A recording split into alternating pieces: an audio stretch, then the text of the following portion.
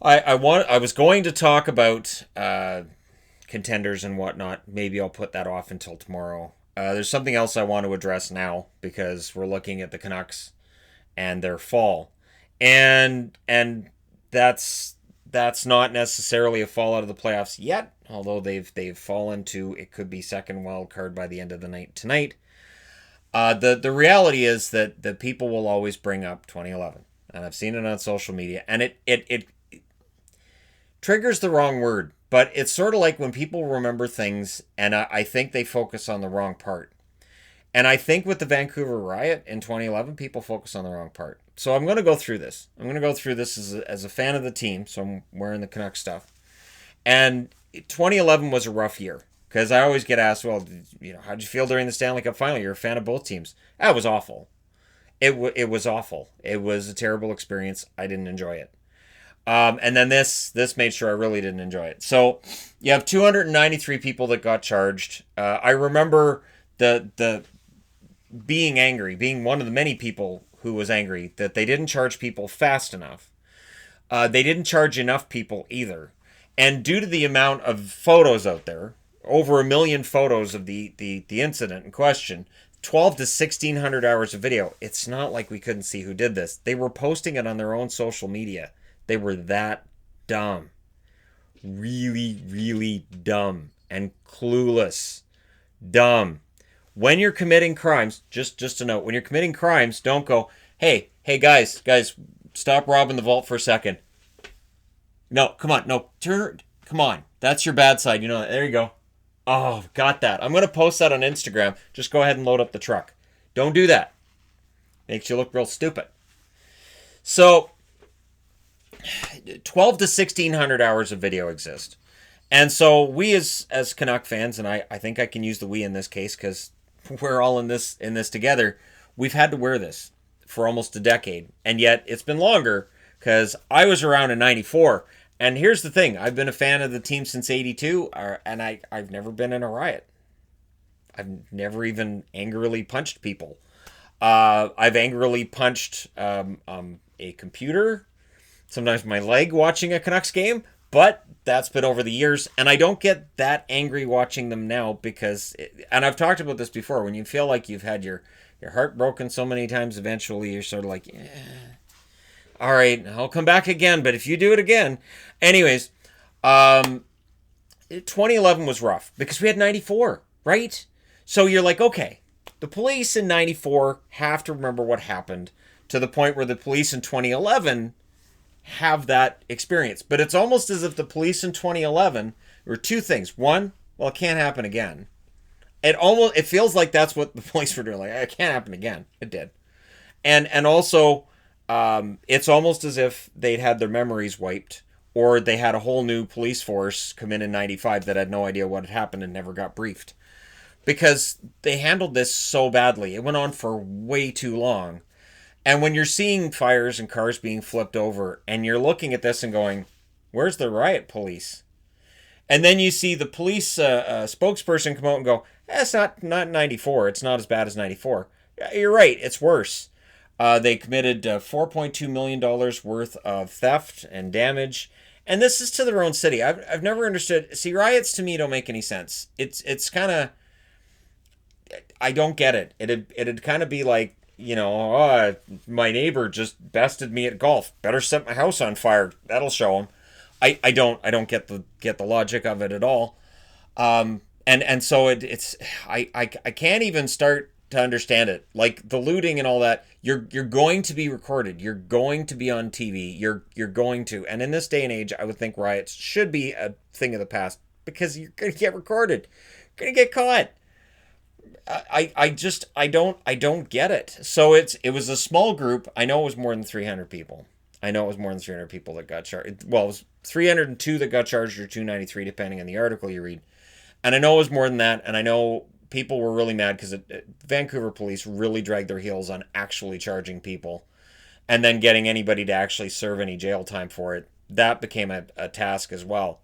The city of Vancouver bears a lot of responsibility in this. You have an area that's meant for 50,000 people, max. At most 50,000 people, and you're cramming 155,000 people So when I see people from Toronto saying, "Oh, it wouldn't happen here," right? I think the city of Toronto is smarter than that.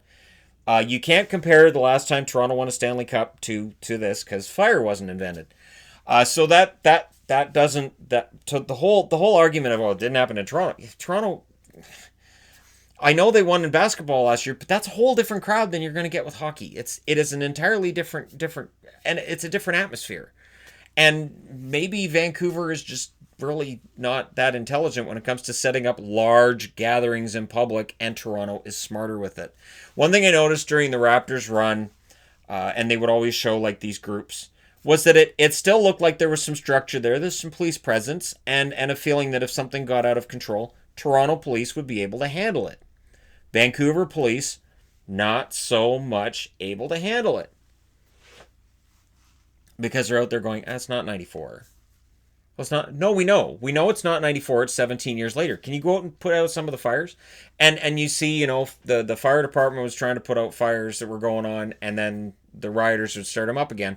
The guys who started that fire, I'm pretty sure that you guys should arrest the guys who started that first fire. But you see, that's the problem, is that you get like a small group of, let's say 20, 30, 40 people who are in their heart of hearts, just love to set things on fire. Is their favorite thing. And so for another group that maybe they've been drinking, or maybe they're just easily led, they're like, "Oh, I want some free stuff from Future Shop. Let's go." It was Future Shop then, not Best Buy. So you get that group that's just led, and they're like, "Oh, this is fun. We're lighting stuff on fire. Look at me." And you get the leaders of the group, who are really generally violent people and not good people. And those are the ones that, if they'd been arrested early on, maybe you prevent $4.2 million in damage being done to the city. And the reputation for the city took a huge hit as well. And it's too bad, because Vancouver is a beautiful city. I've always liked being in Vancouver. Yeah, there are bad neighborhoods. You're going to find bad neighborhoods in any city. And that's just reality.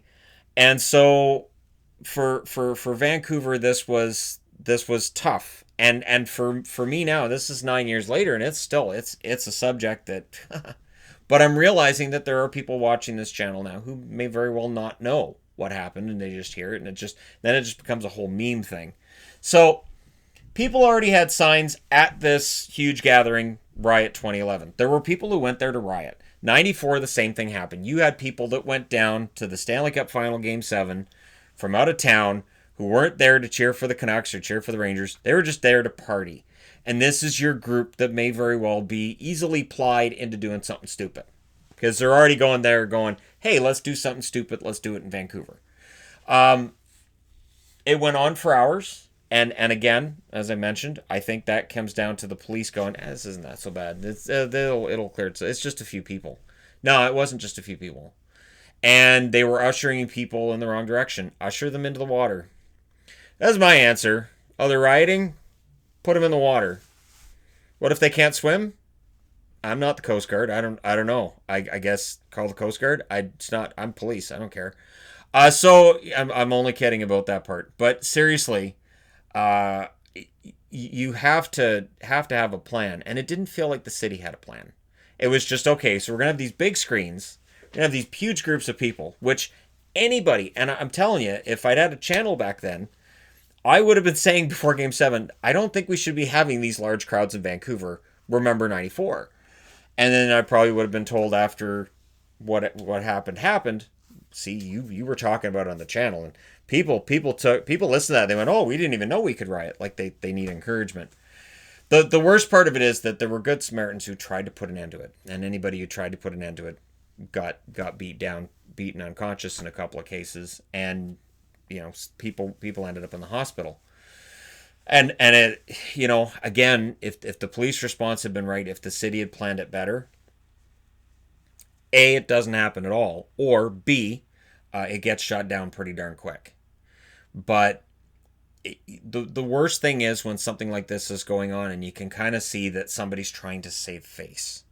Okay, so this horrible thing's going on. How do we make sure that people don't blame us? How do we try to save face so they don't blame us? And to some extent, people might say, "Well, aren't you doing that as a Canuck fan?" Well, no, because those few hundred people, however many were involved, aren't representative of every Canuck fan that there is. It is bizarre to me that everybody gets just, well, you're all like that. Not though. I don't look at a city if there's a riot and say, oh, what a horrible city. Again, I ask myself, so how did that happen? Because there's jerks in every fan base. I've had people ask me too, like, hey, Shannon, when are you going to do a video on like the 5 best fan bases in the NHL and the 5 worst? Well, I don't think that's a thing. I think there's good fans in every fan base and bad fans in every fan base. I don't think there's any such thing as, oh, well, I found, I went to hang out with New Jersey Devil fans exclusively for 6 months. All delightful people, none of them toxic. Then I went and hung out with Rangers fans, all jerks. Every last one of them, all of them. Apparently, if you're a jerk, you have to be a Rangers fan. That's not a thing. It's not a thing. And in some cases, you can live in harmony when you're Rangers fans and Devils fans. Because they make a big deal of, when you're watching Devils broadcasts, of showing the one family where the dad's a Rangers fan and the mom's a Devils fan. So they've made their kids pledge allegiance to their teams or whatever. It's an entertaining commercial, but I think, how many fights have there been in that house about their teams? So maybe none. Maybe they get along perfectly fine. It is possible. It is, even in this day and age, to make that work. Now, the one thing with Vancouver is, I know it won't happen again. Now, it won't happen this year because Vancouver's not going to the final. I'm not talking out of turn here. They're not going to the final. But I would think that if the Canucks go on a long run, if they end up going to the Stanley Cup final at any time in their future, there will not be public gatherings. I would think that honestly, Vancouver PD would be completely warranted in saying, and we're going to do curfew. We're going to do a curfew. The city's going to be on lockdown after 10 o'clock at night. If you're out after 10 o'clock, we'll be asking questions about where you're at, what you're doing, and if it's a group of people, we will be making sure that group disperses and making sure you get home as quickly as possible, maybe in one of our cars. So I would think that, and you know what's dumb is they should have been that way in 2011. They should have learned from 94, and they didn't. And for the fans who were a part of this in 2011, I don't think there were any holdovers from 94. I don't think so. And the city also tried to pawn this off too. There were people in the city who said, you know what, they're anarchists. There were anarchists who were here to protest the Olympics in 2010. I think it was the same people. I saw some of the same people. Yeah, you didn't. You did not. That's not even how anarchy works. Anarchy doesn't. Anyways, that's a whole other story for some other time. That's not how it works.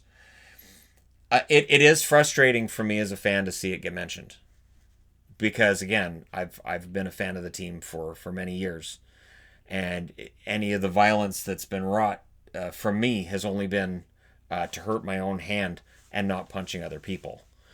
And it's usually been, yeah, when they lose. I don't usually punch when they win. That's poor fandom.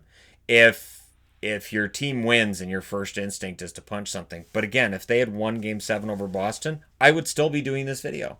We would still be discussing the riot of 2011, because people who decide to do this, I don't think it matters. I don't think it matters to them. I don't think it's if they'd won, this wouldn't happen. I know in 94 they interviewed people who were part of the riot. If they'd won, we wouldn't have done this. Yeah, I'd blow it out your... Anyways, because I just don't have time for that kind of garbage, because, yeah, they still would have. And it's been a debate among Vancouver fans for a long time. It's still a debate now, and it's too bad. Because Vancouver fans are generally really, really nice people, as are fans of every hockey team. Because I believe in the good, that people are good in their hearts. I do. And I've said this time and time again, so...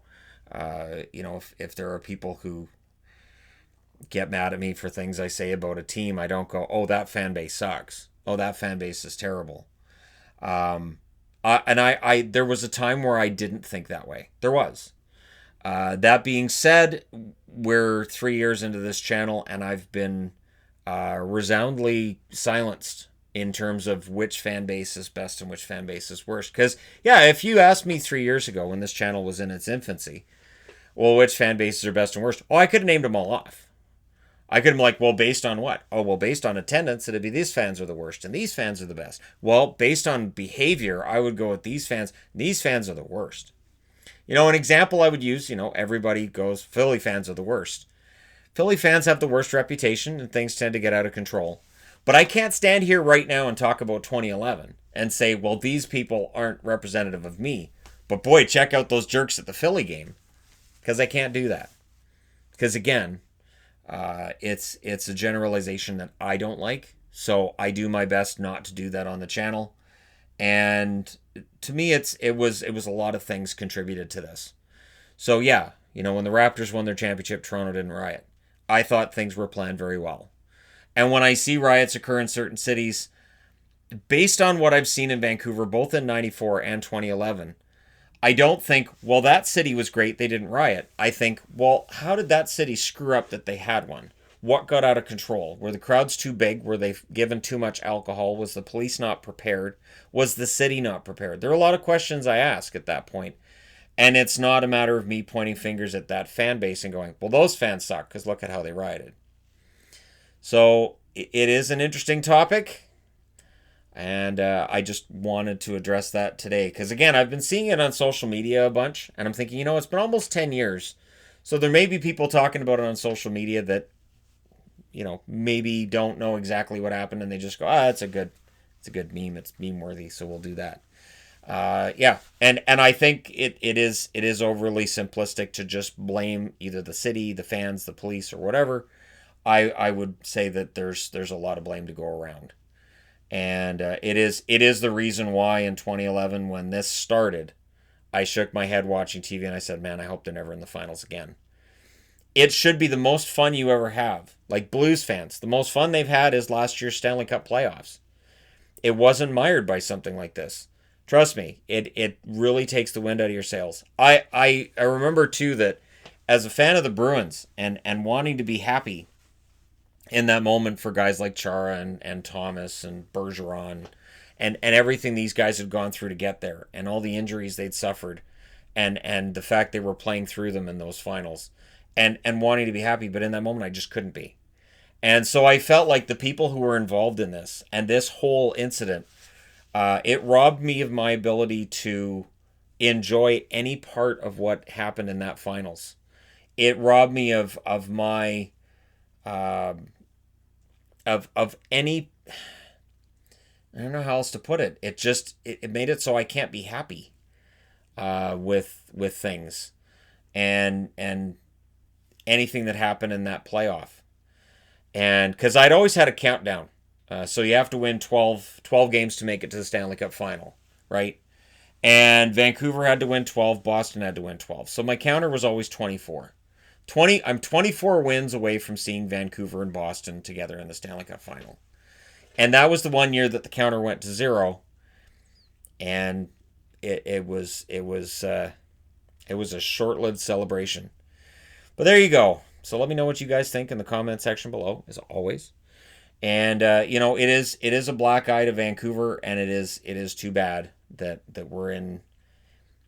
We will always end up talking about this, and I get it. I just want to provide my perspective on it and how it affected me as a fan, and I'm sure it affected other Canucks fans as well. And I would think also that if we ended up in some kind of a public scenario where something like that started, I would think there'd be a lot of fans that would squash that pretty darn quick. That if one guy's like, I'm going to go set that car on fire, there'd be about 15 that would tackle him on the spot. Which could start a whole other problem, of course, but the number of good Samaritans would probably increase tenfold. But I just hope that never happens again. And yeah, so there you go. Let me know your thoughts. Hit like and subscribe if you're browsing your way through. You just happened upon this video. Thank you guys so much for all your support. I will talk to you again soon.